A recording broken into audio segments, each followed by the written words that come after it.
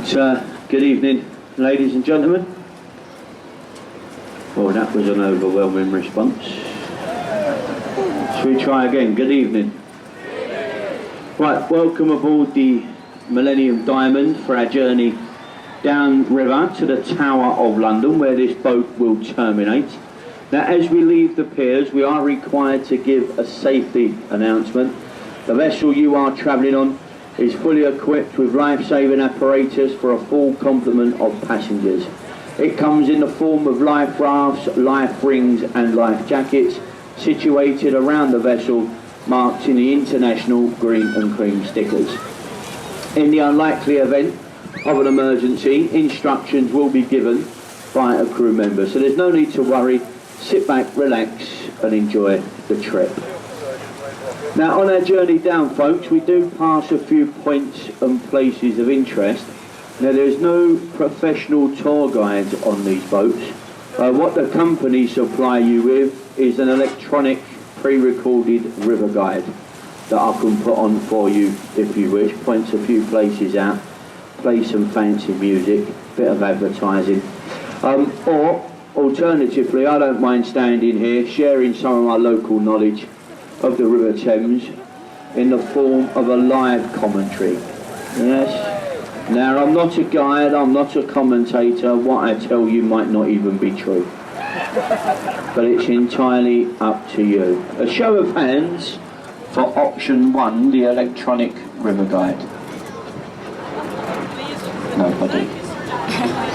Okay, and a show of hands for me to make some stuff up. Okay, folks, I will try my best. That's all I can do. I know not everybody has English as a first language, so I will speak slowly and clearly, and hopefully the Americans can understand.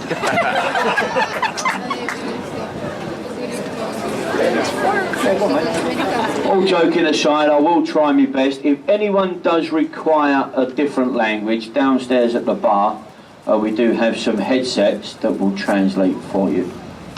Well, we'll start. Ahead of us we have the new Royal Palace at Westminster. That's the official name for the Houses of Parliament, the home to the British government. Inside the building containing the House of Lords and the House of Commons. Now, there has been a palace on this site for nearly 1,000 years, but the building you see here to your left as we turn the boat round, it's only 150 years old. Designed by two men, Augustus Pugin and Charles Barry. It took 25 years to construct. There's 1,100 rooms inside the building, 34 of which are drinking bars. Now, the tower you can see with the clock face, this is the Elizabeth Tower. It was renamed after our current reigning monarch celebrated her Diamond Jubilee. Before that, it was simply known as the Great Clock at Westminster. Everybody calls it Big Ben. It's never been known as Big Ben. In fact, you can't even see Big Ben. Big Ben is just the bell inside the tower that chimes on the hour and the hour only. Now, it's a huge bell and it weighs 13.5 tons, and the bell is slightly cracked, like many of the people who work inside these buildings.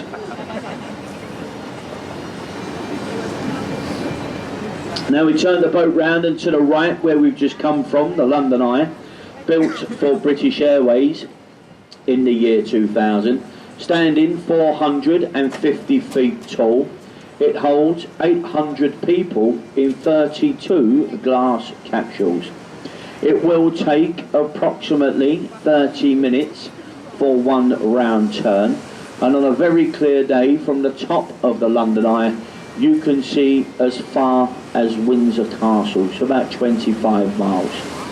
We have the Charing Cross Railway Bridge. It feeds the station on the left hand side. Now, as we pass beneath the bridge, for those on the top deck, if you feel any water dripping on your head, do not be alarmed. It's just the trains have to empty their toilets before they enter the station.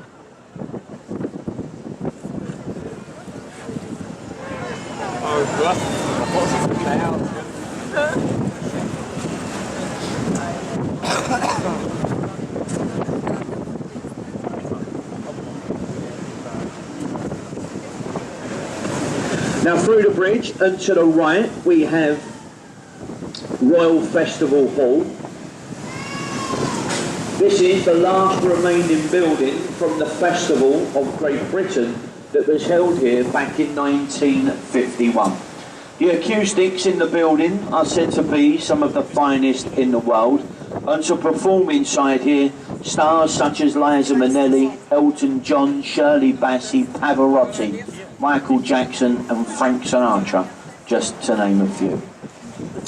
The oldest thing is there to your left on our journey, that stone obelisk, Cleopatra's Needle, carved out in Egypt 3,500 years ago, given to the British by the Egyptians for Admiral Lord Nelson's victory over Napoleon at the Battle of the River Nile.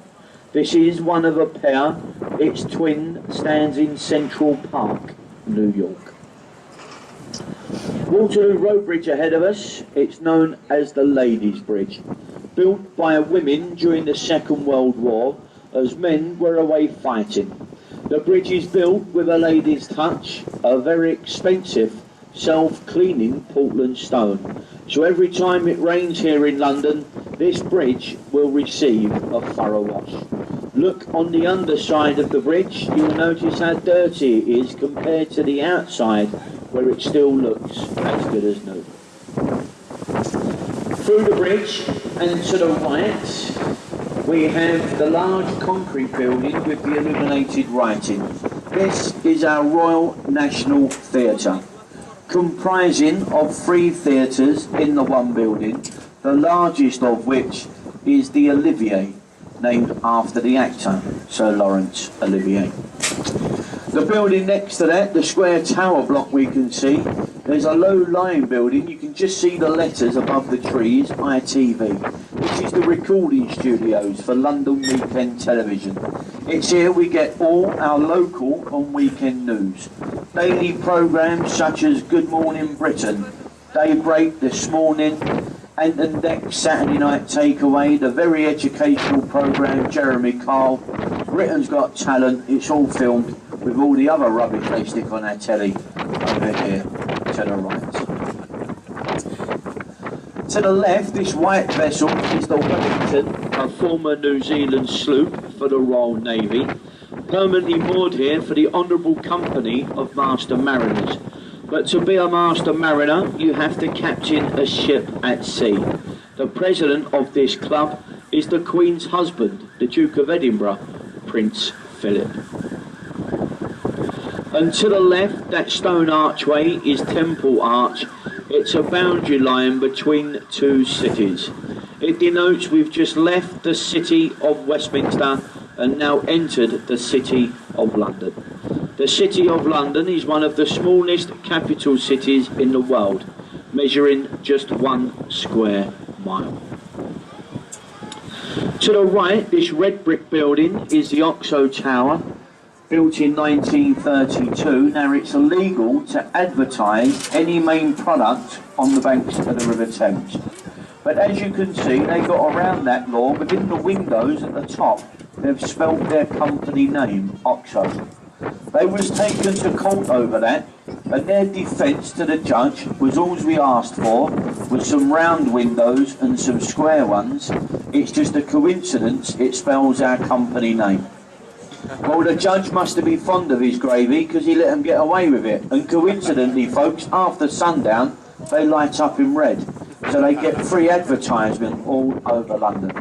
The bottom part is now luxury apartments. The top part is the very expensive Harvey Nichols restaurant.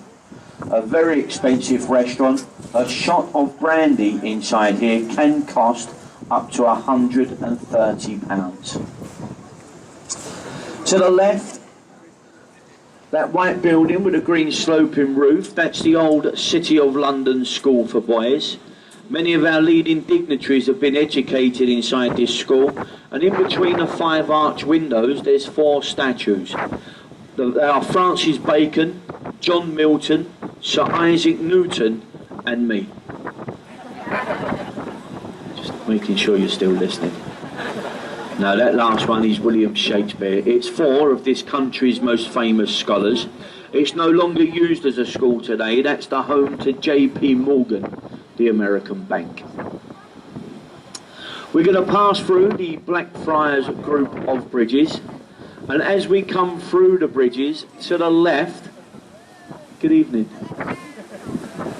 As we come through the bridge to the left, we're going to see dominating the skyline the magnificent dome and cross of St. Paul's Cathedral. Now, St. Paul's was designed by the famous architect Sir Christopher Wren. It took 35 years to build. 12 years of construction was the dome. The dome itself being the second largest unsupported cathedral dome anywhere in the world. The largest being on St. Peter's in the Vatican City of Rome. St. Paul stands from its base to the Golden Cross at the top, 365 feet tall. The foundations are 4 feet deep, and buried in the crypt are some of this country's most famous national heroes. If you haven't been in St. Paul's, folks, it is highly recommended. It's about £16 to go into St. Paul's. Go visit the crypt, then climb the 528 steps to the viewing platform at the top, where you do get some lovely views, just as good as the London Eye. Here to the right, this brown brick building is the old Bankside Power Station. Today, it's the Tate Gallery for Modern Art, viewing modern art exhibitions, such as half a cow in a plastic box, a pile of bricks neatly arranged to look like a pile of bricks. They have a stone painted red, a crack in the wall, and the one they all queue up for is the mirror that when you look in it, you see yourself. No wonder why it's free to go in. Now, don't let me put you off, folks. It is worth it. The Picasso paintings alone are worth it. It is a free art gallery, as most of our art galleries are free here in London. This white circular building to our right with a brown thatched roof is Sam Wanamaker's replica of William Shakespeare's Globe Playhouse Theatre. It was his dream to produce a replica and took 20 years of his life to get that project underway. Sadly, it never saw the building complete. It was eventually completed by his daughter, the actress Zoe Wanamaker. Opened in 1997, and it will be used in a traditional way. There's no lighting, no amplification. They dress in a periodic costume while reenacting Shakespeare's most famous plays. Now, if you do go to watch a play, pick your days wisely, because if it rains, you will get wet, where it has no roof, just like the original. A very famous Thameside pub coming up on the right, folks, in the corner of the next bridge. It's called the Anchor at Bankside. Served its first pint of ale back in 1650. To use the pub over the years, Samuel Pepys, the diarist, Dr. Johnson and William Shakespeare. Shakespeare and his company of players are rumoured to use the attic of the pub as changing rooms for the old Globe Theatre. This year that pub is 400 years old. And if you zoom in on the front of the pub, where you see the sign The Anchor, in small lettering, if you've got a good enough zoom, it says established in 1650. Now for the kids on board, ahead of us, to the right, as we come through the bridge, there's a pirate-looking ship. That's a replica of Sir Francis Drake's ship, the Golden Lion, built in 1971 in Appledore, North Devon. It is an exact replica, taking the same course that Sir Francis Drake took when he became the first Englishman to circumnavigate the sea. It's done more miles than the original that has sailed around the world twice. And while she's moored here, she is open to the public as a tourist attraction. This bridge ahead of us, everybody knows this bridge, folks. This is the world famous London Bridge. Probably not what you're expecting, but there has been a London Bridge for 2,000 years. The first one was built by the Romans in 49 AD. The most famous London Bridge is the one that fell down, that gave rise to the nursery rhyme, London Bridge is falling down. The previous one to this was sinking, built by an American called Mr. McCullough for £1 million. Now here to our left, that blue glass building. This is very important. Get a picture of this, folks. This is the headquarters and training ground for London's apprentice window cleaners.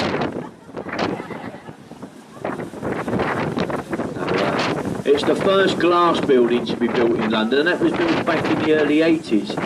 Today, it's the headquarters of the celebrity OK magazine. To the right, the tall glass building, that's the Shard at London Bridge. The tallest building in Western Europe, standing 1,000 feet tall. There's 82 floors in this building. It's apartments, offices, shops. On the 72nd floor there's a viewing platform. It's about £25 to go up here. Ironically, it's called The View. Now the lift to get you there only takes 90 seconds. Once you're there you can stay as long as you like. There's no limit on your visit. But they're not stupid, folks. There's no toilets on the 72nd floor. So eventually you do have to come down. There's a large warship here to our right, the HMS Belfast. Built in Belfast in 1938, launched in 1939. So she was involved in the chasing, the shelling and the eventual sinking of the German ship, the Scharnhorst. She was involved in the Arctic convoys. She fired the opening shots on D-Day, June the 6th, 1944. She last fired her guns in anger back in 1952. That's where she was a flagship for the United Nations in the Korean War. Today she's permanently moored here as a floating extension of this